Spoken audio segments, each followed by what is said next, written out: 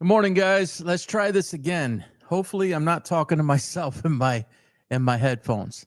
Nothing coming back to me. I guess it was a simple reset. Technology, man. I'm trying, guys. Sorry about that. It's a self-produced show, and sometimes I make myself look like a fool, but that's the human side of it and part of the growing pains. My apologies. I'm not hearing anything back in here except as I speak, so that's a good thing. I don't want to listen to myself twice. Neither do you guys. So hope everybody's doing well. Everybody had a great weekend. Happy Thanksgiving with family, friends, and then Saturday and Sunday, or Friday, Saturday, and Sunday. Hope everything went well. Everybody hopefully enjoyed the football Saturday and Sunday. A lot of good games that went on, and as things continue to unfold, the whole Lane Kiffin story. And let me just pop this up, as we'll be talking about this. Mike Tomlin in the Steelers, Rodney Harrison, and what happened, and I'm disgusted by some of the things that I've seen.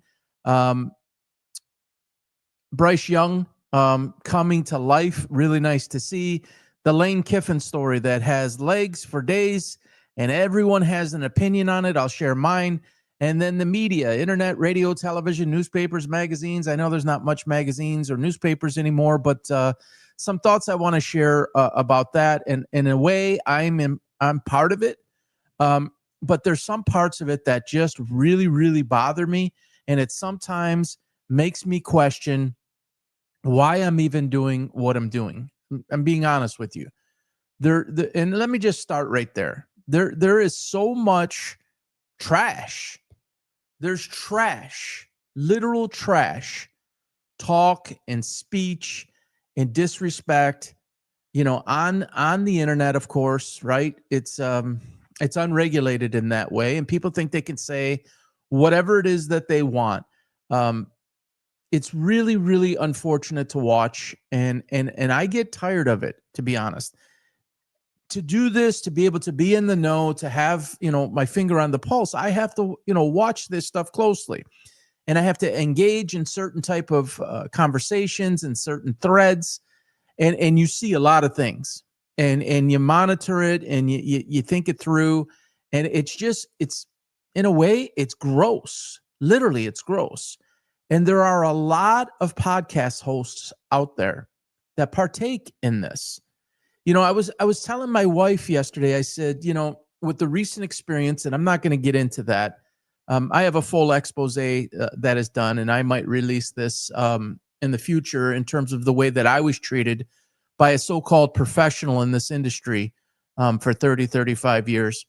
And the way I was treated on air, off air, by text, and I have everything in text. Whether I make mistakes on somebody's show, or I misquote data, or I mispronounce a name, there's a certain way to treat people, and it's almost as if the internet and in technology seems to have given people, or people think it's given them, the right to just go scorched earth on everybody. It's like the goodness, and people say, "Oh, it's sensitive," and "Oh, you're weak," and "Oh, this," and "Oh, that." No, it's not. It's none of that. And I've partook in some of it in the past, where I would say things like clown or ass, or something like that, and it'd been harsh in certain areas, but generally not to a person, and degrade them as an individual human being, attacking families, calling people hoes, like this guy out in Ole Miss, what he's saying about Lane Kiffin. You can have your opinion about Lane Kiffin, and there's varying degrees of opinion all across, or what, the questions that are asked of athletes and coaches. I understand media has a paper to write for, or a column, or an article, or a podcast, a live stream, something. They're looking for material, but the way that they go about looking for the material is kind of disgusting. And this is not a feel sorry for Shedeur Sanders, episode. This is going on basically with everybody. They're baiting players, they're baiting coaches to say something, and it's not new, right? This is not breaking news. It's been going on for a long time. It just seems like it's exacerbated.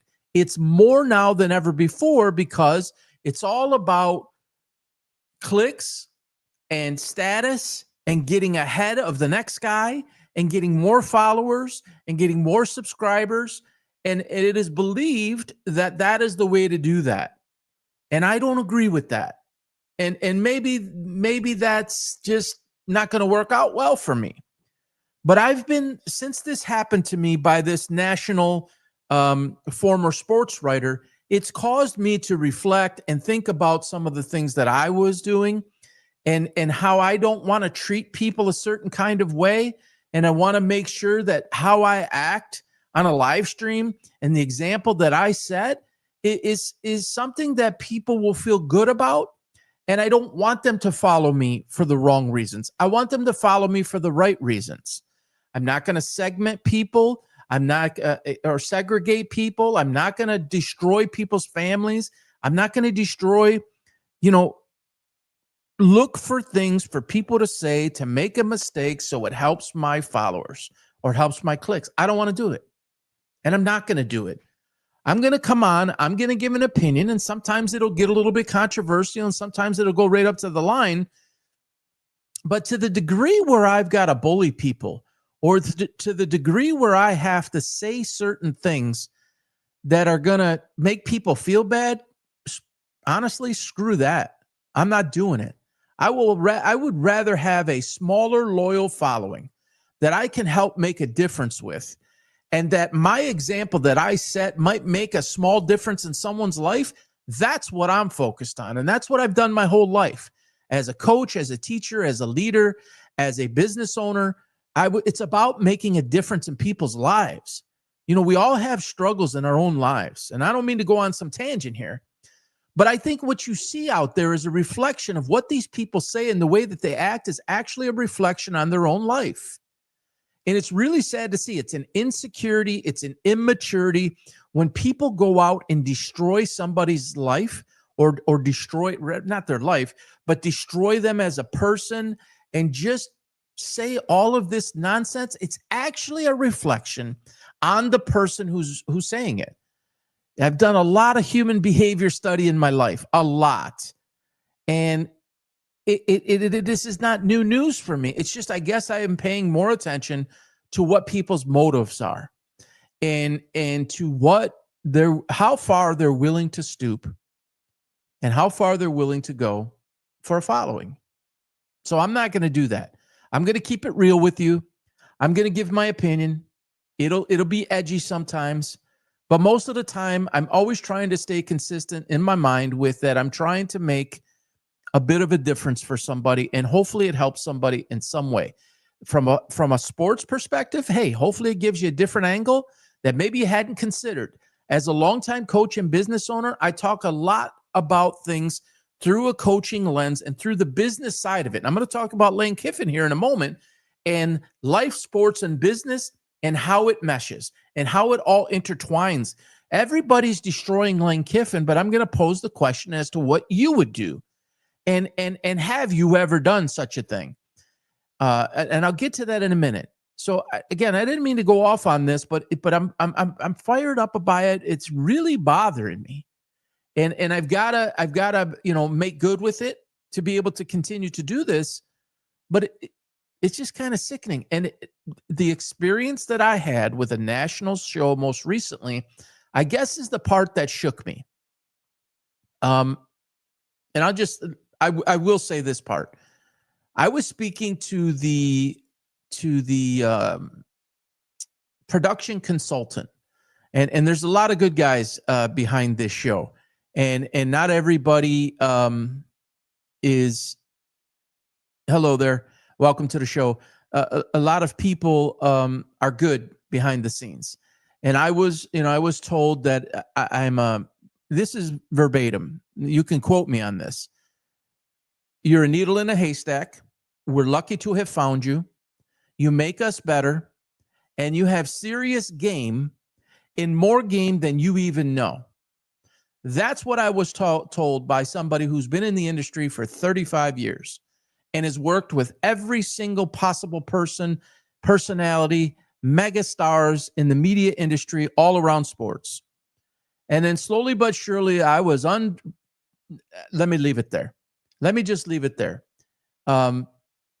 but it's disgusting in terms of the way that I was treated because I got some statistics wrong, or because I misworded what it was I was trying to say.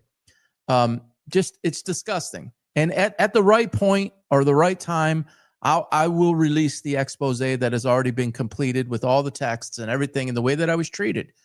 Because, you know, everyone has something to say, but some people live in a glass house too. And they put on this persona and they put on this front, this face. And this is a lot of people in media, not all, a lot of people in media. And they use their platform to just do things that are just can be very hurtful to a lot of people. It isn't just me. And I'm a strong guy. I have big shoulders. I'm a pretty brawny guy. I've been through a lot of stuff in my life. So this is not, you know, the worst thing that's ever happened to me, but it is just an uncovering of who somebody really is. And a lot of people out there don't know that, but I do, because I was on the inside and I was behind the scenes. And the way that I was talked to and the way that I was texted, it's just telling. And I think that this happens a lot out there. So I'll save the rest of that for another day. Let's jump right into Rodney Harrison here for a moment. And this really made me, there you see him. This is actually an image of him last night. And that made me sick too. I've been around a lot of death in my life. I've been around a lot of cancer, lost both my parents to the disease. I've been around a lot of stroke patients. I owned a senior related business for 10 years, assisting only elderly. I've been around a lot of things and I've seen a lot of things. I'm 53 years old, and like there's people that are my age that haven't really experienced a lot of death and things like that. And and I'm no doctor, but what Rodney Harris displayed last night is symptomatic, and it could have just been a flub. It could have been. But when it goes on continuously like that, there's reason for concern, and hopefully he got evaluated. But I saw some things on social that say, oh yeah, Rodney Harrison was really at a loss for words, and look at Rodney Harrison giving great commentary. And I thought to myself, do people even have a heart? Do they even have a soul? Like, that wasn't Rodney Harrison. He's really good at his job, and he was a very good football player. That's not a flub. He's unable to recall the question and unable to recall what he was thinking and be able to articulate what maybe it got all jarbled up. Those are stroke-like symptoms, folks, and they don't always have to be, you know, your face is drooping. It's something went awry there, and hopefully the man got looked at. I would imagine that he has, and I haven't looked into it further this morning. Hopefully he has.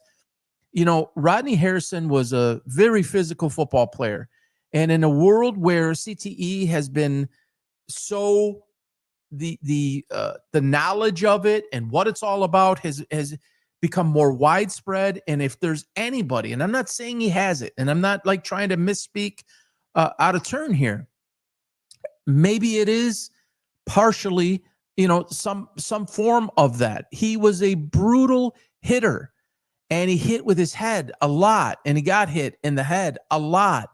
One of the most vicious safeties that ever played the game in terms of that type of physicality. The Ronnie Lotts and the Rodney Harrisons and the Andre Waters, who had CTE, these guys were absolute missiles. And what we saw last night is, you could see the concern on Tony Dungy's face. Like, you understand that something is very wrong there. And it's just like, for people to take that and just, again, it goes back to my intro, for people to take that and spin it into some kind of narrative for the sake of clips, it's disgusting. It's disgusting. And I personally hope that Rodney Harrison is okay, and it was just the cold, and, you know, he just had, you know, a moment, sometimes dehydration, sometimes the cold like that. And he, you know, I lose my train of thought sometimes too. But it didn't quite look like that. And prayers up for Rodney. I'll be looking into that a little bit later today to see if there's any news on that. And I hope he's doing okay. I really do. That's unfortunate. And it's unfortunate to watch people to do that. All right, Mike Tomlin and the Steelers.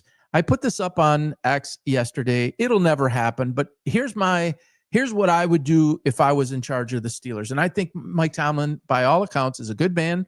I think Mike Tomlin is a good coach. I think Mike Tomlin is the type of guy that you want leading your organization for a lot of reasons. With that being said, it's been 18 years of mostly the same thing. Nothing's changing. I don't have the record up in front of me or anything, but it's been year after year after year has been the same thing, and they just come short. And it's just like it's on shuffle now. It's just the same song repeating over and over and over. And if you've ever done it, I've done it. When songs get popular, you repeat it over and over and over. You listen to it, and then you're like done with it. It's just enough. You don't even want to hear it anymore. And I think that's how Pittsburgh fan is feeling. And I'm not a Pittsburgh fan, but as a football fan and as somebody that talks about it, you know, and as someone who has been a longtime business owner, I mean, it comes to a point where sometimes it's run its course. It's about results. They're not going to compete with the way that they're structured. And quite frankly, I don't think they're going to compete with Mike Tomlin anymore. Mike Tomlin at this point in his career would probably be somebody good to have as a advisor in the front office somewhere. His systems don't work. His coordinators don't work. The methodology behind the way that he coaches in the modern game, it's behind and it's archaic. And whoever's decision it was to bring in all the older guys, it was a mistake.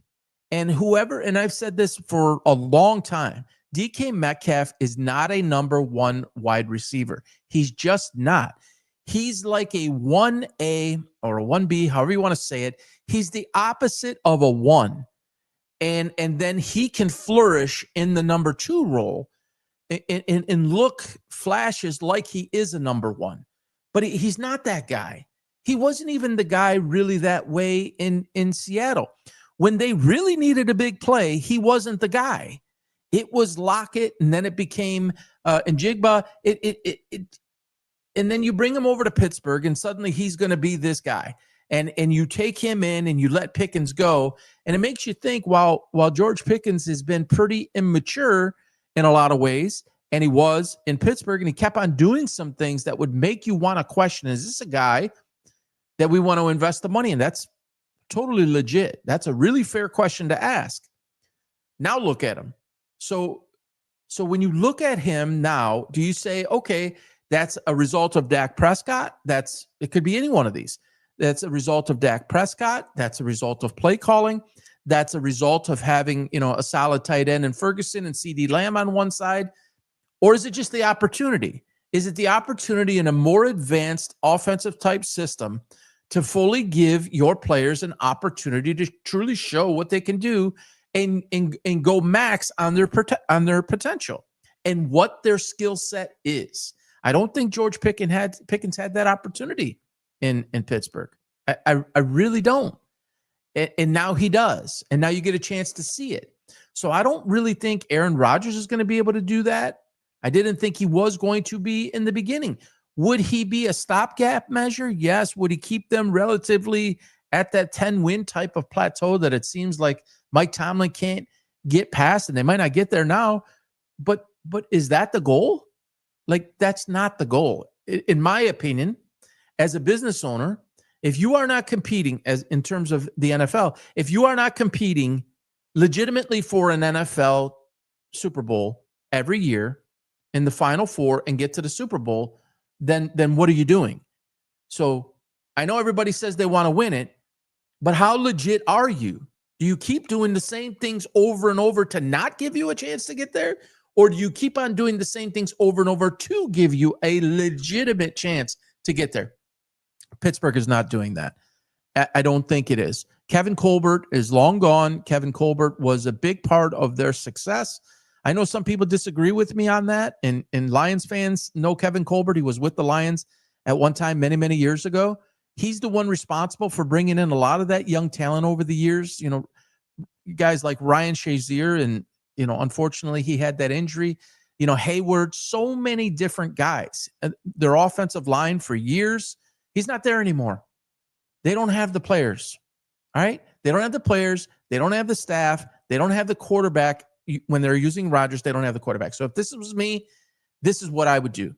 I would sit Aaron Rodgers down.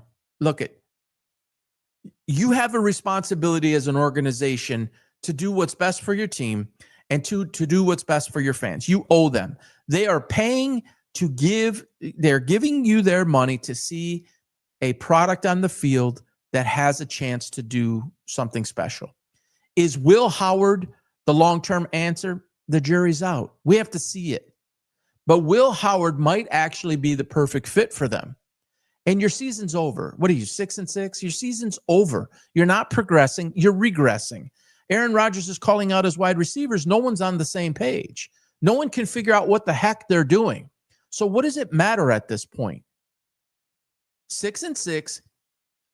I'm sorry, Aaron. That's just the way life goes. It happens in the real world every day when we get smacked upside the head with something that happens that we don't like. And he's a Hall of Famer and all of those things. And, you know, he's got a busted up nose. He's got a fractured left wrist or whatever. And it's like, you know, move on. Put Will Howard in the rest of the year. See what you have. At the end of the year, you've got to step away from Mike Tomlin. And there's rumors that he might himself cooperatively agree, mutually agree that it's time to turn the page. 18 years doing anything consecutively is a long time. It's time for something fresh in Pittsburgh. Start with, don't let Tomlin go now. He's earned the right for 18 years with that franchise to finish out the season. Rodgers hasn't been there for 18 years, and they owe nothing to Aaron Rodgers other than the contract that they've given him. Sit him down, have him. He wants to come back for next year. For what? Your team is broken. You don't have the parts.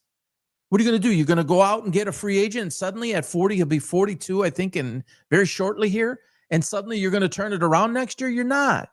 Move on from Aaron Rodgers. Move on from Mike Tomlin. Put Will Howard in starting next week. Let him go the remaining, 5 games. Start to get him acclimated. It's not the roster that you should have long-term, but at least get him in there, get him in game-like situations, and see what he can do. Why wait? We already know the results. We're all Nostradamus in this, I think. We all know how this is going to end with Pittsburgh. If they keep it the same way as they had it yesterday for the remaining 5 games, we already know what the outcome is going to be. We don't know what the outcome is going to be if they put Will Howard in there. And that's why you have to see. Why would you go into next year? You drafted him in the 6th round. I understand it's a flyer. It's a long shot. Played very well at Kansas State, won a national championship with Ohio State. A lot of people seem to think, well, anybody could have won that, won that championship with Ohio State. You could have put this quarterback, this quarterback, this quarterback. Nonsense. He was the quarterback. He made the throws. He made the plays. He was nails. He's a tough guy. He's accurate. He's all of those things. So you don't know what you have with him till you give him the opportunity. Give it to him now. Don't start next year and say, oh, let's give him, the usual 5 games, 6 games. Let's see what we got with Will Howard. And if he's our answer, go now. Go now. Your season's over. And if Will Howard comes in and maybe that just clicks and lights the world on fire and somehow you sneak into a playoff, great. But you're done as you are currently constituted. What you are doing right now as of yesterday, it doesn't work. It hasn't worked for weeks. You had a few moments, a few spots earlier in the year. I think it was TJ Watt. TJ Watt said, I have never seen, and I'm paraphrasing here, I've never been a part of a team keep running the same play over and over and over and over, and we couldn't stop it. So it's defensively, it's offensively, it's the whole team. It's the whole makeup. It's the whole leadership. It's stale. It's old. It's literally old. It's enough already. So Pittsburgh fan, I certainly feel for you. Bryce Young, this is a really interesting story. And you have people online that talk about quarterbacks as midgets. You have people that talk about quarterbacks as 6 foot, can't succeed, and all this nonsense. It's garbage. Do they have some challenges that might not be present in a 6'5" guy? Yes. 100%. Yes. Is it harder for them? Yes. Did Drew Brees do it? Yes. Are there other quarterbacks like a Russell Wilson that did it? Yes. Are there guys in and around 6 foot and 6'1"? Baker Mayfield, I believe, is 6'1", comes to mind. Not the biggest of guys. Not everybody's Justin Herbert. Not everybody's Josh Allen. I mean, Mahomes is, I think, 6'2". He might be 6'3", but I think he's 6'2". So, and I've said this often, and I said it about Dillon Gabriel, and I'll say it about Bryce Young. When you are a shorter quarterback like that, and you have some things working against you, you have to process the game at a different level and at a different speed, and you have to be more in tune with the details than maybe a 6'4" or 5 guy that has more natural, gifted size. There are some benefits that can come from that.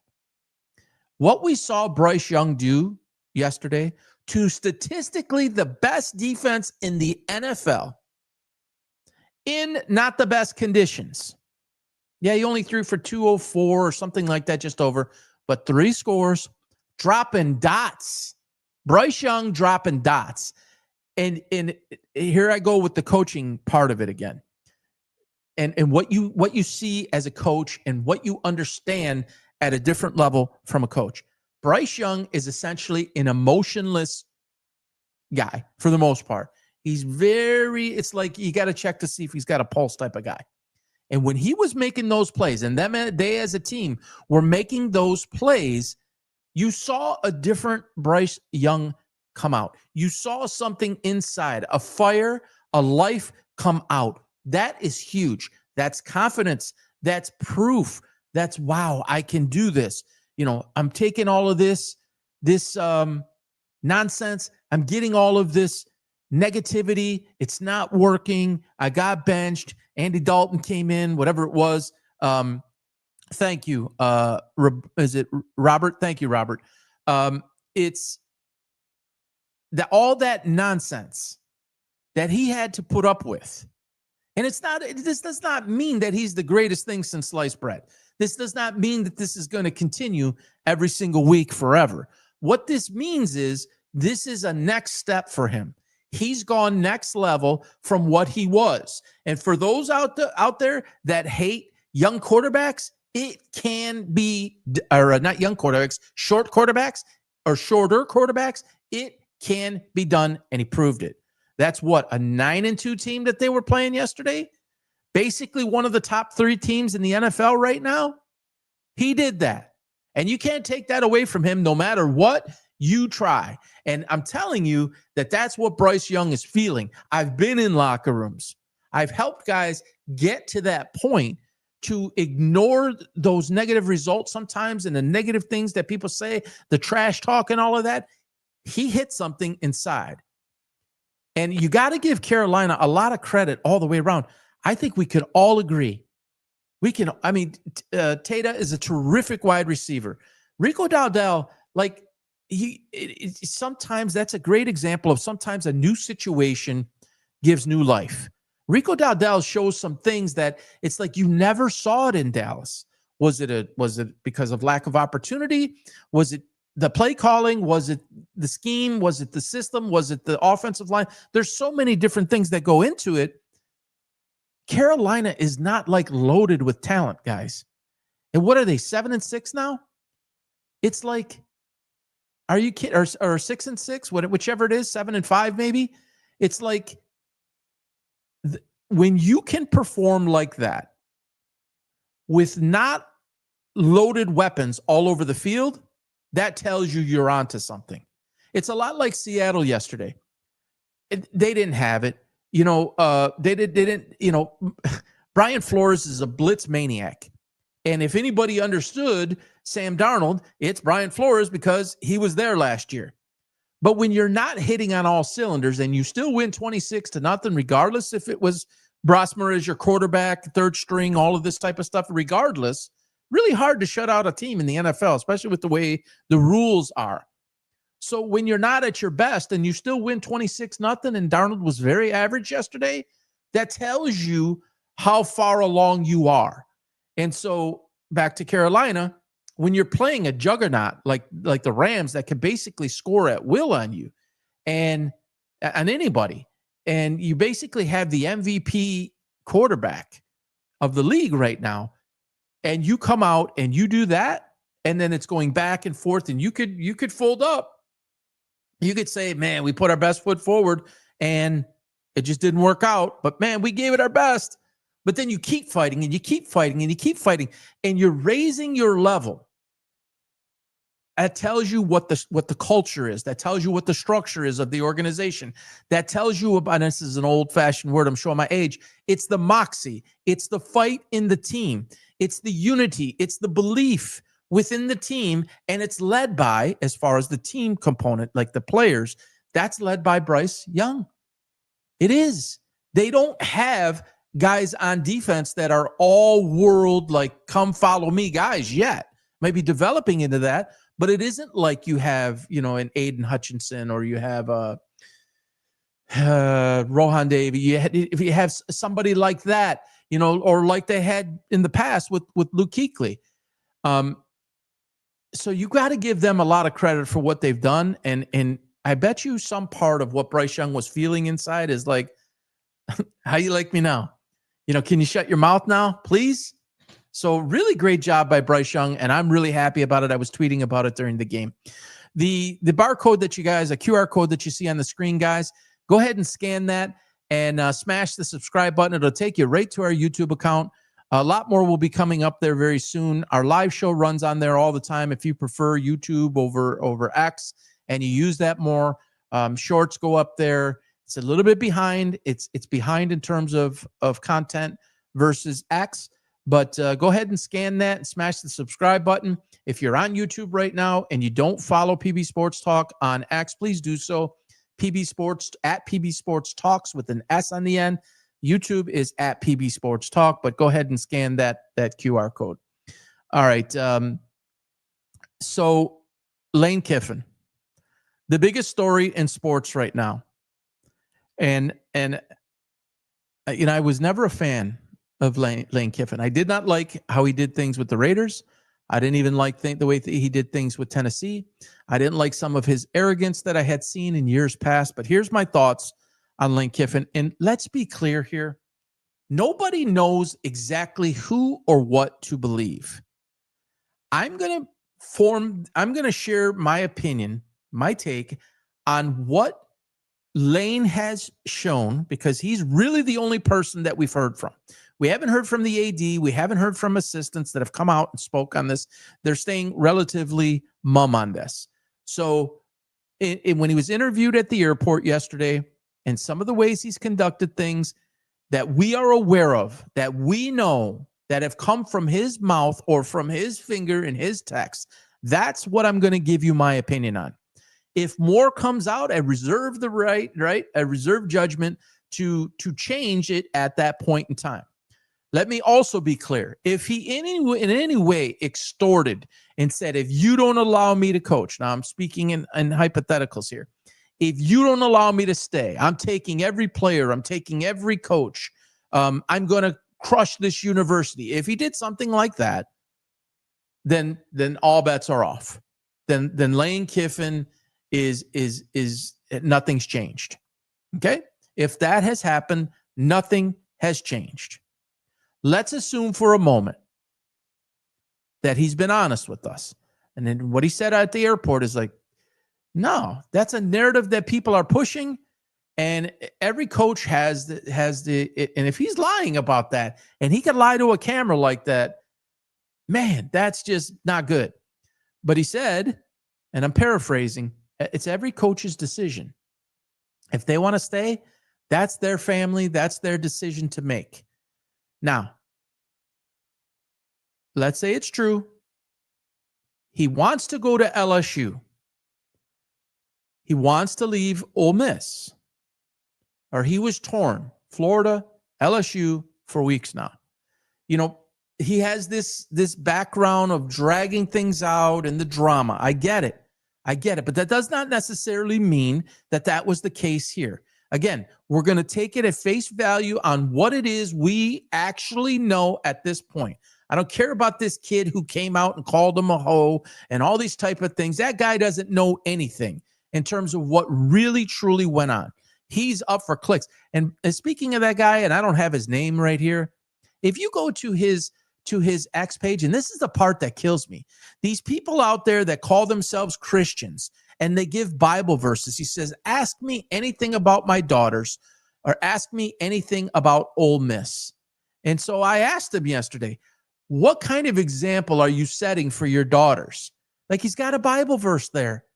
And it's like, you come out and you use that language about another human being. I don't care what your opinion is of the person. Don't talk to somebody like that. And good for Lane Kiffin for approaching him.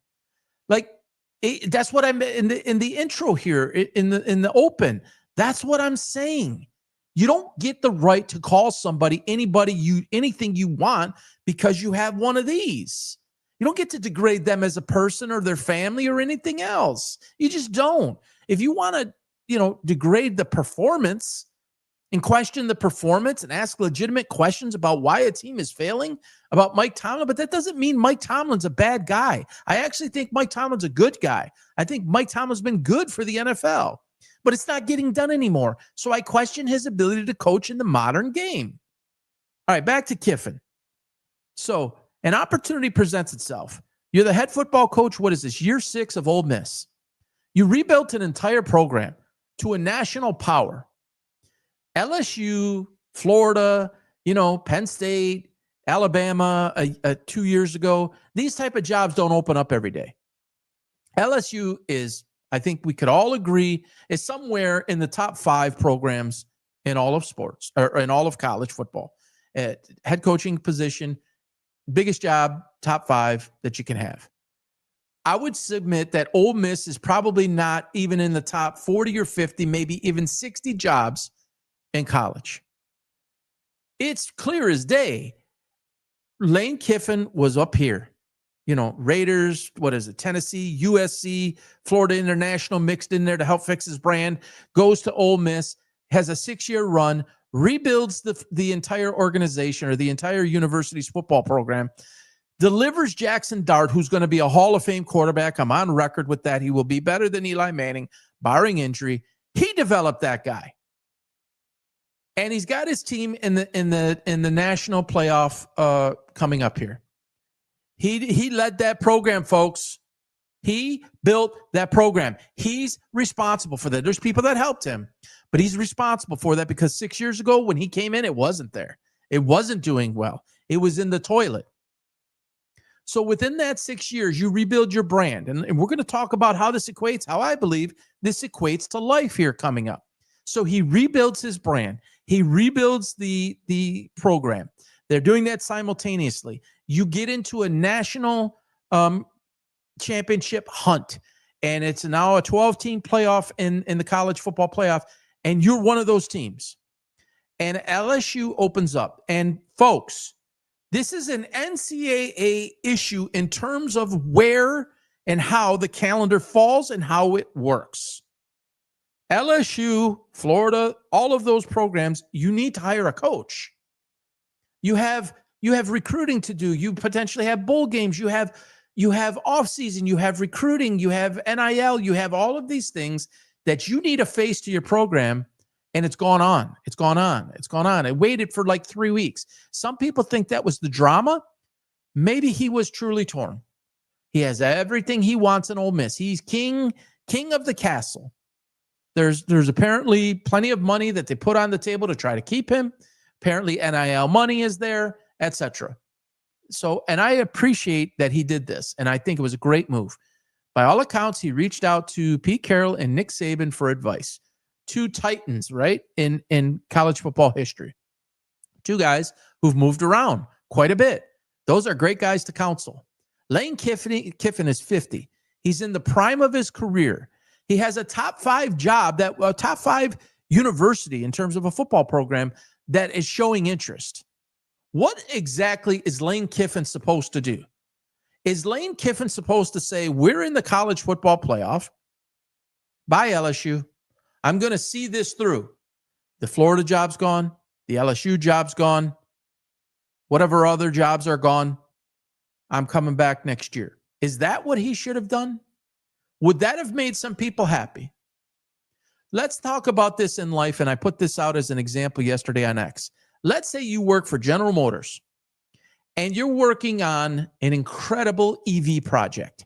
It's an electric vehicle that's going to rival Tesla, and it's going to put you on the map because GM, Ford, they really don't have anything. Chrysler, they don't have anything on the level of a Tesla that's globally known as, I got to have this car. They're trying, but it hasn't happened. Let's say you've been working 2-3 years on this project, and you're absolutely embedded in the project. You're trying to stand up against Tesla. They are the king. And man, you're in it. You're working your ass off. And there's a release date. And Tesla decides they want to hire you. They see what you're doing. They like what you're doing. And they see you as a potential valuable asset to their organization, to their company. So Tesla starts recruiting you. You're at GM, General Motors, and they start recruiting you.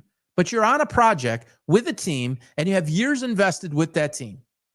And this is a moment. They're giving you a week to make a decision, which is usually what it is. Here's our offer. It's good for a week, or maybe it's good for 10 days. And we need a decision for you because we have this spot. We need to fill it. We have 5 candidates. You're number 1. You don't take it, we're going to number 2. And it's an opportunity of a lifetime. Tesla is the EV leader in the world. If you're that person, are you going to stay loyal? Let's say the money is, let's say the money isn't the driver of the difference.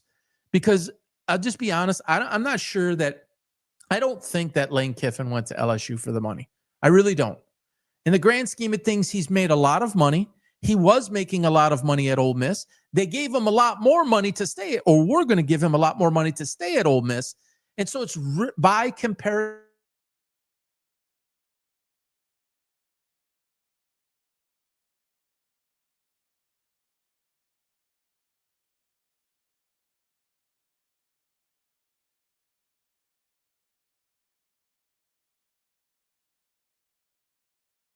The person leave GM to go to Tesla for the money, let's put that aside. I want to be with the number 1 brand. They're giving me a promotion in position, or it's a more status position. I get to initiate certain things that maybe I didn't get a chance to do over here. So LSU is going to have more access to NIL players than Ole Miss. Let's make no mistake about it. And that's no disrespect to people at Ole Miss. If you have the ability and the same money to recruit and NIL and portal and all of this at LSU, and you're going to try for the same opportunity at Ole Miss and LSU, who's the dominant athlete going to choose between those 2 schools? They're going to choose LSU most of the time. Maybe it's a family thing and they live in a certain part, or Ole Miss, it has some sort of meaning to their family historically. Like I think it's the AD over there that came up through the program, and it means something to him. So maybe it means something to a potential recruit. But if all things being equal, and you have a choice between LSU to go be a superstar, and it's money's close, 9 out of 10 are picking LSU. The GM person decides to take the job at Tesla. Are we going to destroy the person who works for General Motors because even though he's got a year, 2, 3 years invested into an EV program to go ahead and rival the Tesla models and become a player and go 1 and 1A and go right up next to Tesla?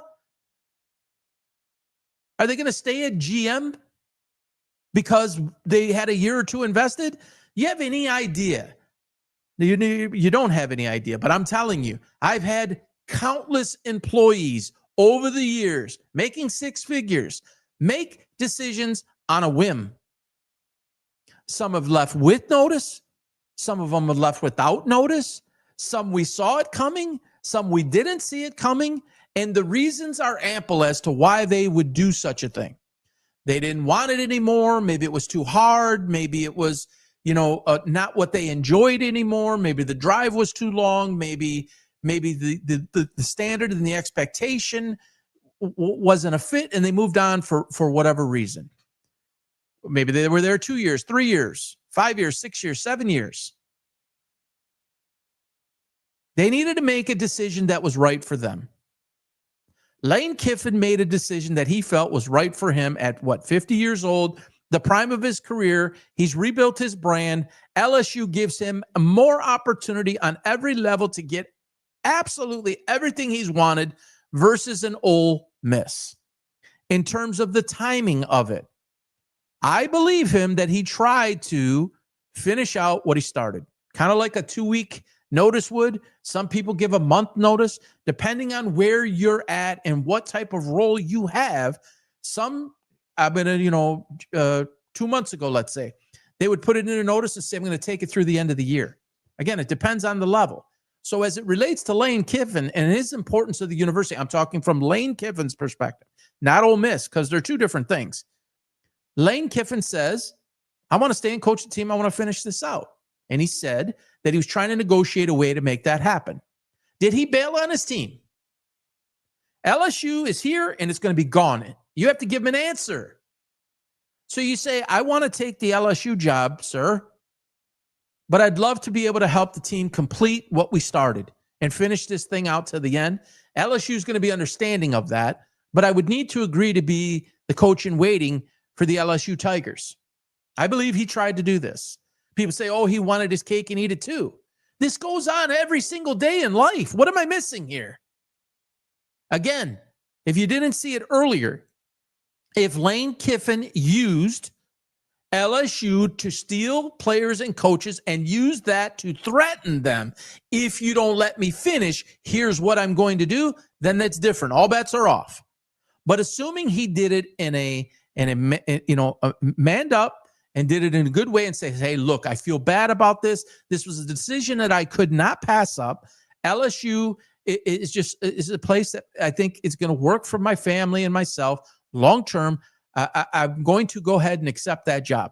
But I feel a sense of loyalty to the program, to how great you guys have treated me.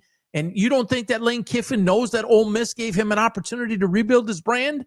No matter what you think of Lane Kiffin, I believe he knows that, feels that on some level. So I would love for an opportunity. Let's assume he did it this way. I would love for an opportunity to finish with these guys. They mean a lot to me. We've built something special here. I'd love to finish it out. Now, obviously, Ole Miss said no to that. Is Ole Miss wrong for that? Not necessarily. Because Ole Miss has a lot of things to take into consideration. They have to take into consideration players, the players' families, future recruits, the fans. And as you could see at the airport yesterday, if you watched the video, they're not happy. And there's a lot of trash going on online. So if they allow him to stay, they might have wanted to. On some level, they might have wanted to and felt like that was a good thing. And hey, let him finish. But over here outweighs over here. And it's like, man, we're going to have to deal with all of this, and it could hurt us by letting him stay. So the way he conducted himself in the interview at the airport yesterday, I thought he handled it really well. Did he handle that way behind the scenes? We don't know for sure. But if he handled it behind the scenes, the way he handled it at the airport, why is Lane Kiffin getting destroyed right now when the calendar is what the calendar is? Players leave any time now. You could leave any time and enroll at another school and play for somebody else tomorrow. Well, not tomorrow because the season's over, but after week 2, I don't want to play here no more. I'm going to unenroll. I'm out. And then they get to go enroll, and there's not even any limits anymore, and you can basically go play. There's not a year waiting period, and all that stuff has changed so much. Players do it. Assistants do it. Administration officials do it. The coaching calendar is such that between the end of the season, or it depends on when they fire a guy, and that's another thing. A university could fire a guy at midpoint and just say, you know what? Your services are no longer needed. Bye. Napier, Brian Kelly, there's a whole bunch of people. James Franklin. So this guy makes a decision for him and his family that he feels is in the best interest of him. And I'm telling you, as a former employer of so many people over the years and or managing thousands of people over the years, Yeah, it stinks. When you have a really good thing going and you have a really quality person or persons in a role and they decide for whatever reason to go someplace else, yeah, it's hard to take. It hurts. You have a lot of time, you have a lot of money, you have a lot of, personal interaction, teaching, coaching, leading. You have so much invested into the person or persons. It's tough to see that go on or to break apart for whatever the reason. I get it. And it is not always a happy feeling. Sometimes it's an angry feeling. Sometimes it's a letdown feeling. I get it. The fans of Ole Miss feel like they've been let down. But I would challenge everybody to rethink this a little bit. Maybe put yourself in the shoes. Ole Miss is not LSU. I don't care how you slice it. People say, oh, LSU is this right now, and they're not that good right now. Well, Ole Miss wasn't very good when Lane Kiffin got there. And look what he did. And let's just be honest, he did not have the pull. Well, when he entered, there was no NIL. There was no portal when he entered at Ole Miss. Now, it's there. Are you going to be able to recruit the same people and acquire the same people at Ole Miss as you are at LSU? No. 100% no. He has the ability to go there for the next 10 years and be in or sniffing right at the national championship every single year.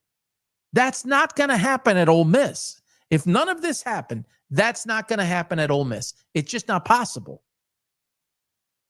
It's just not enough of those level of athletes. Let's just keep it real. It's not the same level of athlete going to Ole Miss as it is to LSU. It is not equal. As much as the people in Ole Miss want to make it equal, it's not. LSU is not very good right now, but that will change quickly. He will get this to change. It appears Charlie Weis Jr. has gone with. We shall see. That's attractive. And people love offense, and he's very good at it. So I understand Ole Miss's position. You've got to cut. You've got to cut bait for the sanctity, right? And salvage your university and your brand in terms of how upset people are. Oh, he bailed on these guys. What's he supposed to do? He wanted to stay and finish, but he wanted to accept the job. Now, I've had people leave me and say, I'm going to give you a 30-day notice. There's big things that were going on that person or persons wouldn't be able to see. I'm going to give you 30 days. And I went ahead with it. Person that was with me for 6 years. Same as, ironically, same as Lane Kiffin. 6 years. Now, it wasn't the right person. In all honesty, it wasn't the right person for the job, but it was invested. And I was invested into him. He was invested into us. Everybody knew who he was. When that decision comes, it's not easy. I get it. And I don't mean to sound repetitive here, but this outburst from people, and there are some out there that are really making common sense. Hey, the NCAA is really the ones at fault here. Why would a coach, have to go through this? It's probably Lane Kiffin's background. There he goes again. This Lane Kiffin this, it's Lane Kiffin that.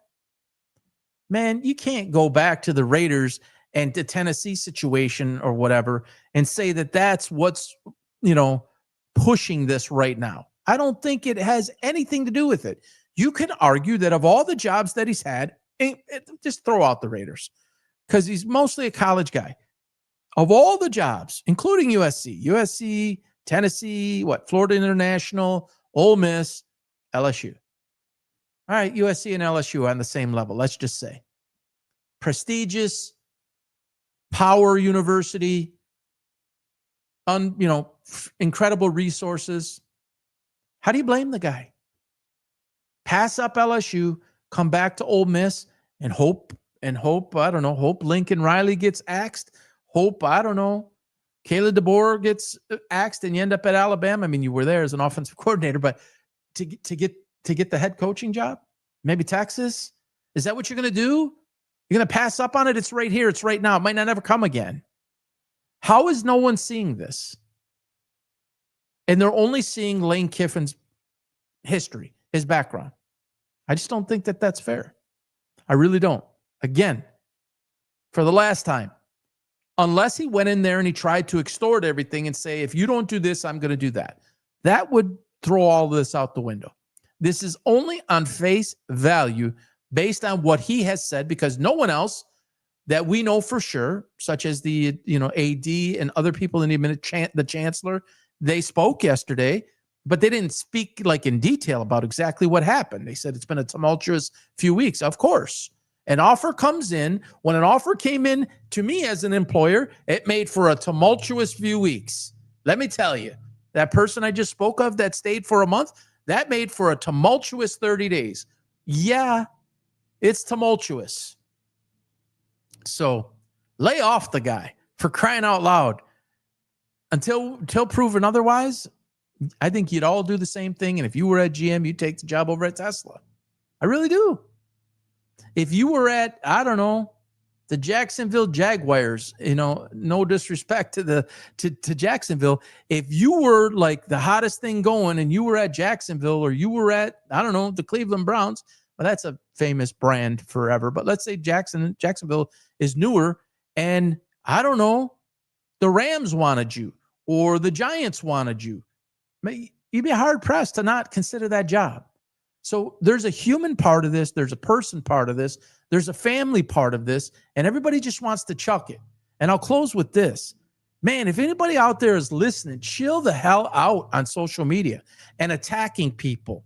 And I'm not just talking about Lane Kiffin. And everybody knows my history, I think, about what I have thought and said about Shedeur Sanders and the 5th round pick and all of that. I'm not sticking up for the guy. But don't ask the guy those questions and try to get him to throw his coach under the bus. Don't ask anybody that question. In fact, for the 1 millionth time, can we stop these player press conferences? I don't care if it's the quarterback, running back, wide receiver, D lineman, MVP. I don't care who it is. Don't have them. Don't have in-game, pre-game, in-game, halftime, post-game interviews with coaches. It's of no value. You're trying to get it. You're trying to bait them for there to be value. There's no value. They're not going to give you anything. Yeah, we got to do better. We got to take care of the ball. We can't turn it over. We got to play better defense. We've got to execute better. I mean, what is this coach speak? They're not going to tell you anything. They don't owe you anything. And that's all due respect to a lot of people that follow me, or that I follow or have interaction with, that do that for a living. I understand why you have to do it. But man, change the rules, NFL, NBA. Interviewing the guy at his locker, 12 minutes after he just whatever. It's like nothing good can come from that. Even if they won, you're looking for a quote. You're looking for a headline. You're going to ask Shedeur Sanders to throw his coach under the bus. Like, and props to him. Now, a couple of times in the last week, they baited him. And he said, that's a disrespectful question. Credit to him for doing that.